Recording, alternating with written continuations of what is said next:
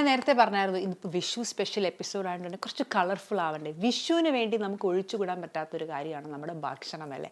നാട്ടിലിപ്പോൾ നമ്മൾ വിഷു സദ്യ പറയും, പല പല സ്പെഷ്യാലിറ്റി ഡിഷസ് കാണും വിഷുവിന് വേണ്ടി. ഇതൊക്കെ നമുക്ക് വീട്ടിലുണ്ടാക്കാൻ വളരെ സിമ്പിളാണ്. അപ്പം വിഷു സ്പെഷ്യൽ ആയിട്ട് നമുക്ക് വീട്ടിലൊക്കെ തയ്യാറാക്കാൻ പറ്റുന്ന ഒരു സിമ്പിൾ കുറച്ച് റെസിപ്പീസും പിന്നെ നമ്മുടെ കേരളീയ വെൽ വിഷേഴ്സ് വിഷു ആശംസകളുമായിട്ട് എത്തുകയാണ് അടുത്തതായി. എല്ലാവർക്കും എൻ്റെ വിഷുവാശംസകൾ. ഇന്ന് ഞാനിവിടെ ഉണ്ടാക്കാൻ പോകുന്നത് എല്ലാവർക്കും സുപരിചിതമായ ഒരു ഐറ്റമാണ്. ഇത് എല്ലാവരും ഒരു പ്രാവശ്യമെങ്കിലും കഴിക്കാത്തവരാരും ഉണ്ടാവില്ല. ബ്രേക്ക്ഫാസ്റ്റിനോ ഈവനിങ്ങിലത്തെ കാപ്പിയുടെ കൂടെയോ എപ്പോഴെങ്കിലും ഇത് കഴിച്ചിട്ടുണ്ടായിരിക്കും. ഇത് മധുരമുള്ള ഒരു ഐറ്റമാണ്. കോഴിക്കട്ടയാണ് ഞാൻ ഉണ്ടാക്കുന്നത്. എല്ലാവരും ഇത് ഉണ്ടാക്കണം. വിഷുവിൻ്റെ അന്ന് ഉച്ചയ്ക്കോ വൈകുന്നേരമോ എപ്പോൾ വേണമെങ്കിലും ഇതുണ്ടാക്കി എപ്പോൾ കിട്ടിയാലും ഞാനൊക്കെ ഇത് എപ്പോൾ കിട്ടിയാലും കഴിക്കും. കാരണം അത്രയ്ക്ക് ഇഷ്ടമുള്ള ഒരു സാധനമാണ് എനിക്ക്. ഈവനിങ്ങിൽ കുട്ടികൾ സ്കൂളിൽ വിട്ട് വരുമ്പോഴും ഇത് ഭയങ്കര ഇഷ്ടമായിരിക്കും കുട്ടികൾക്ക്. എൻ്റെ കുട്ടികൾക്ക് ഞാൻ എപ്പോൾ ഉണ്ടാക്കി കൊടുത്താലും അവർ ഭയങ്കര ഇഷ്ടത്തോടെ കഴിക്കുന്ന ഒരു ഐറ്റമാണ് കൊഴുക്കട്ട. ഇത് വളരെ സിമ്പിളായിട്ടുള്ള ഇൻഗ്രീഡിയൻസ് ഉള്ളു. ഇതിൽ അരിപ്പൊടി, തേങ്ങ, കുറച്ച് വെള്ളം ഒഴിച്ചിട്ട് ശർക്കര ഉരുക്കിയതാണ്, പിന്നെ ഏലക്ക, കുറച്ച് ഉപ്പ്, പിന്നെ കുറച്ച് നെയ്യ്. ഇത്രയുള്ള ഐറ്റം. പിന്നെ കുറച്ച് നമുക്ക് ഇത് കുഴയ്ക്കാനായിട്ട് ബോയിലിംഗ് വാട്ടറും വേണം. ഇത് ആദ്യം ഞാൻ ചെയ്യാൻ പോകുന്നത് ശർക്കരയും നാളികേരവും നെയ്യും കൂടിയിട്ട് കുറച്ചൊന്ന് വഴറ്റിയെടുക്കണം. കാരണം ഇതിലത്തെ ശർക്കരയിൽ ഞാൻ ഉരുക്കിയ ശർക്കരയായ കാരണം ഒന്നും കൂടി ഒന്ന് വഴറ്റിയെടുക്കണം. എന്നാലും അതിൻ്റെ വെള്ളം കൂടി ഒന്ന്, അല്ലെങ്കിൽ ഭയങ്കര ലിക്വിഡായി മാറും. ഇപ്പം നമുക്കിപ്പോൾ കടയിൽ ശർക്കര പൊടി കിട്ടുന്നുണ്ട്. അതാവുമ്പോൾ നേരിട്ടിട്ട് നമുക്ക് തേങ്ങയിലിട്ട് മിക്സ് ചെയ്ത് വെച്ചാൽ മതി. അപ്പോൾ കുഴപ്പമില്ല. ഇത് ഞാനും ഒന്ന് ചൂടാക്കിയെടുക്കും.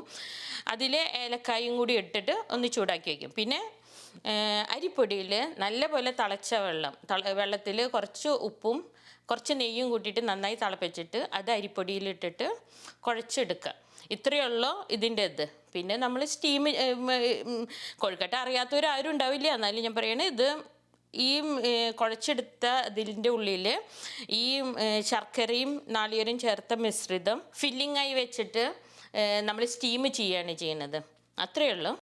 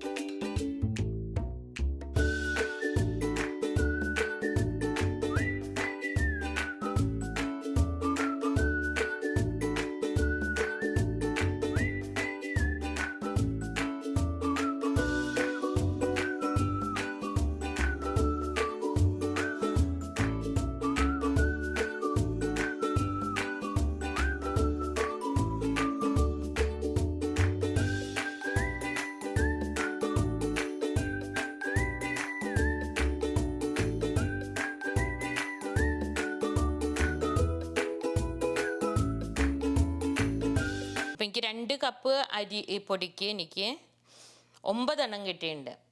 അതിന് ഞാൻ സ്റ്റീമർ, എൻ്റെ കയ്യിൽ സ്റ്റീമർ ഉണ്ട്. ഇതില്ലാത്തവർ ഇഡ്ഡലി ചെമ്പിൻ്റെ തട്ടിൽ വെച്ചിട്ട് ചെയ്യാം.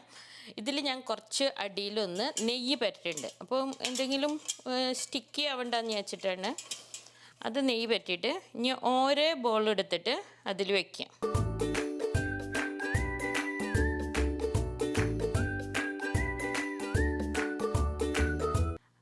ഇത് ഒരു 10 മിനിറ്റ് സ്റ്റീം ചെയ്യാം.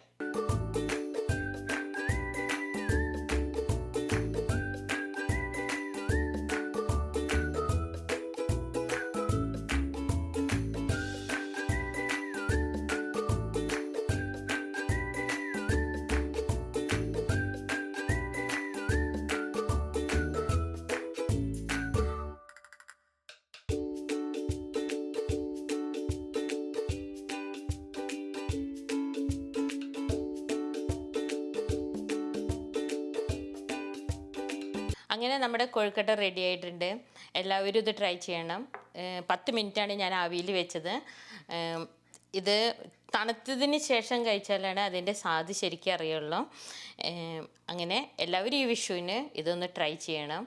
എല്ലാവർക്കും എൻ്റെ വിഷു ആശംസകൾ. ശാന്തിയുടെയും സമാധാനത്തിൻ്റെയും ഒരു നല്ലൊരു കൊല്ലായി എല്ലാവർക്കും തീരട്ടെ എന്ന് ഞാൻ പ്രാർത്ഥിക്കുന്നു.